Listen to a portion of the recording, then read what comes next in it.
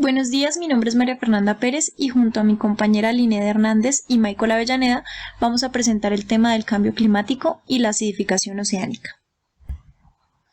Bueno, lo primero que tenemos que tener en cuenta es que casi todas las formas de vida en la Tierra dependen del agua y de esta agua un 97% es proveniente de agua del mar, por lo que es de gran importancia su estudio y en esta exposición nos centraremos en la relación que existe entre el CO2 con las aguas de los océanos y para esto es fundamental recordar la ley de Henrys, como ya la vimos, que expresa la cantidad de gas disuelto en un líquido a una temperatura constante, siendo esta pues proporcional a la presión parcial del gas sobre el líquido. Y el CO2 tiene una constante de Henrys, la cual corresponde a 3.38 por 10 a la menos 2 mol sobre atmósfera por litro, esto a 25 grados centígrados. Otro factor a tener en cuenta y que es bastante fundamental es la solubilidad del CO2 en el agua. De hecho, esta es bastante superior al resto de los gases que se encuentran pues disueltos en el agua o en el océano, junto con la del SO2. ¿Esto a qué se debe? Esto se debe a que el gas reacciona con el agua, pues dando unos ácidos correspondientes que más adelante les mostraré. Y de hecho las aguas naturales contienen cantidades significativas de CO2 disuelto. ¿Y esto por qué? Esto es resultado tanto de la disolución del dióxido de carbono atmosférico como la lixiviación de las rocas. Entonces, la solubilidad del CO2 en el agua pura a 25 grados centígrados es de 1.45 gramos sobre litro. Y en esta gráfica, en la que vemos a continuación, podemos ver la variación con respecto a la temperatura. Entonces, aquí queda en evidencia que tiene una gran solubilidad en el agua fría. Y entonces, ¿cuál sería el efecto del CO2 en el agua?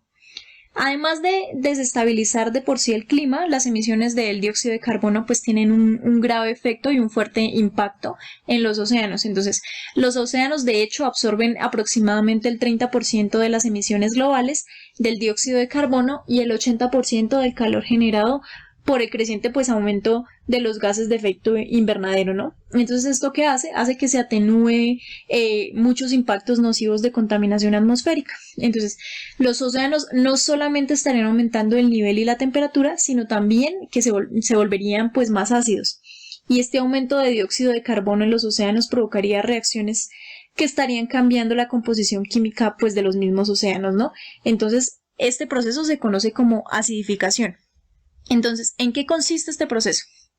Tenemos el CO2 absorbido por la atmósfera y este reaccionará con el agua del mar formando ácido carbónico. Entonces, cuando forma el ácido carbónico, este ácido libera un ion bicarbonato y un ion hidrógeno. El ion hidrógeno se une a los iones carbonato libres en el agua formando otro ion bicarbonato.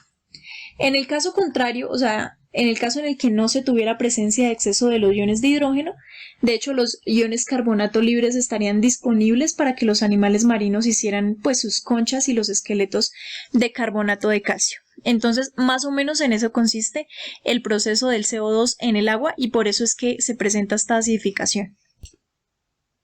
Y de hecho es bastante importante tener presente este proceso de acidificación porque cerca de la mitad del dióxido de carbono liberado durante los últimos 200 años ha sido absorbido por los océanos del mundo.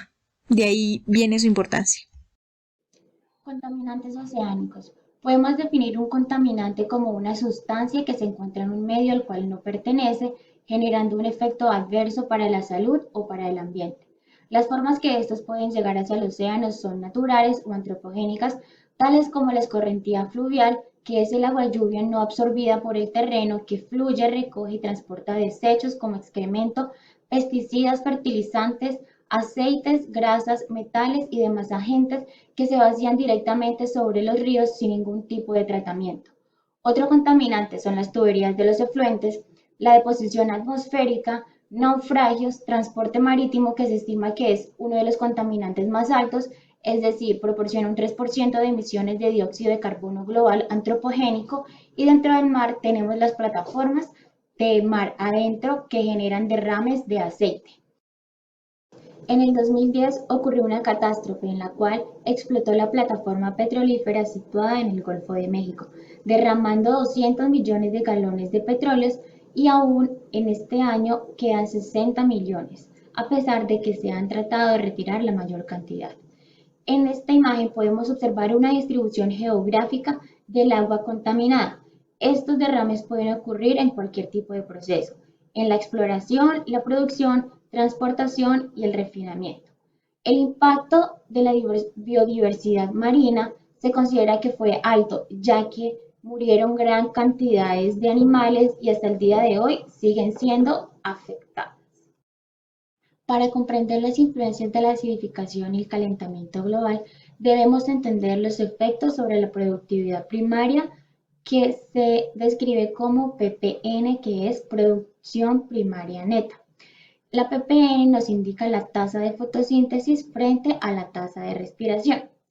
Determina la cantidad de CO2 que consume o produce el océano, el efecto de contaminantes en la fotosíntesis y la abundancia de organismos fotosintéticos.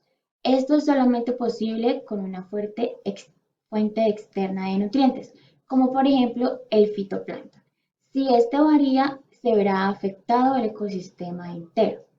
A mano derecha podemos encontrar una tabla en la que se realiza un experimento para demostrar que la producción primaria costera ártica y subártica es insensible a la acidificación oceánica, modificando la luz y la temperatura en diferentes diseños experimentales.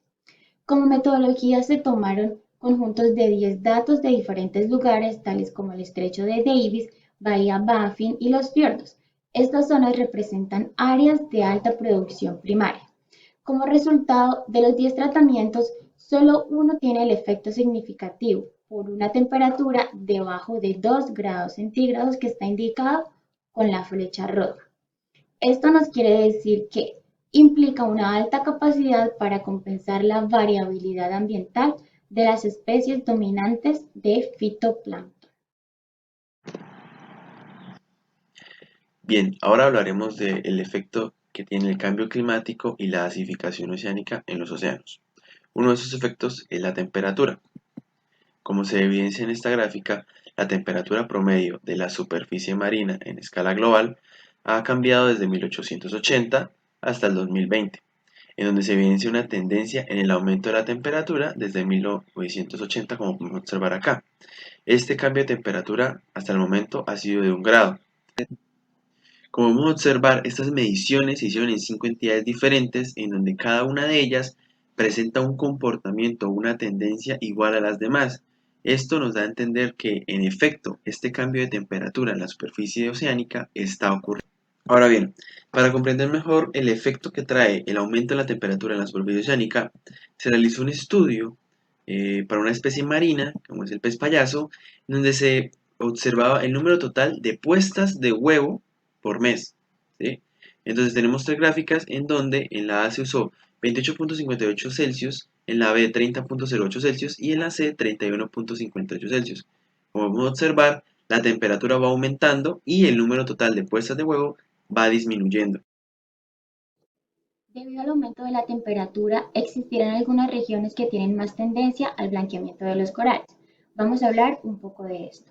Los corales son organismos autosuficientes que forman arrecifes que tienen diversos colores proporcionados por algas que conviven con ellos como simbiontes. Ellos pueden sufrir estrés, bien sea por contaminación o el aumento de la temperatura, que causa que expulsen sus algas, generando el blanqueamiento, como observamos en esta imagen. Las consecuencias que puede tener esto sobre el ecosistema marino es que es un ecosistema muy diverso en el que tienen refugio diferentes especies y es una región donde pueden disponer de sus huevos. Y para nosotros los humanos, ellos actúan como una barrera natural que absorbe toda la fuerza de las olas y las mareas, proporcionando seguridad para las zonas costeras. Muy bien. Otro efecto a causa del cambio climático y la acidificación oceánica es la oxigenación. Entonces, un efecto de temperatura observado en todos los poquilotermas es un aumento en el consumo de oxígeno debido al incremento de la temperatura. Recordemos entonces que los animales poiquilotermas son aquellos animales de sangre fría los cuales no pueden regular su temperatura interna por sí solos. Tal es el caso de los reptiles y los peces. Entonces, estos animales dependen de la energía, de la temperatura ambiente para poder sobrevivir. Como podemos observar en el esquema representativo de la derecha, es un esquema que nos muestra cómo la relación de temperatura afecta al consumo de oxígeno de los animales por kilotermas. El consumo máximo de oxígeno aumenta a medida que la temperatura aumenta también, hasta llegar a un punto máximo, que es la temperatura óptima, y luego desciende. De igual manera ocurre con el oxígeno en reposo, el cual aumenta a medida que la temperatura se ve aumentando. La diferencia entre el consumo máximo y el consumo en reposo es el alcance de actividad que se presenta. Ahora bien, en el esquema B vemos los efectos hipotéticos de los tóxicos en el alcance de la relación actividad-temperatura. De estos tóxicos hablaremos más adelante. En la gráfica A se observa un ejemplo hipotético del alcance normal de actividad, una dependencia de la temperatura. En el B, el tóxico disminuye la temperatura óptima, temperatura a la cual alcanza el mayor alcance de actividad. En el C, el tóxico aumenta la temperatura óptima. Y en el D, el tóxico disminuye el valor máximo del alcance de la actividad. Correcto. El aumento del consumo de oxígeno por parte de los animales poiquilotermas y en gran medida el fenómeno de la eutrofización dan origen a zonas hipóxicas, las cuales son zonas marinas bajas en oxígeno. Estas zonas, como podemos evidenciar, se presentan a lo largo de todo el planeta, en especial en el hemisferio norte del globo terráqueo. Estas zonas se presentan debido a elevadas cantidades de nutrientes inorgánicos procedentes de los humanos, como lo es el nitrógeno y el fósforo, lo que hace una proliferación en las algas fitoplanctónicas, y estas a su vez provocan un enturbamiento en el agua que impide que la luz penetre hasta el fondo del ecosistema, provocando así que la vegetación no pueda realizar fotosíntesis y las concentraciones de oxígeno se vean disminuidas. Ahora bien, se sabe que la respiración aerobia es mucho más efectiva en términos de energía que la respiración anaerobia. Por lo tanto, los organismos dependerán de la respiración aerobia siempre que sea posible. Esto es debido a que el gradiente de protones mantenido activamente es la base de producción de la energía aerobia. En el caso de la mitocondria, las bombas de protones sintasas de ATP convierten el ADP en ATP.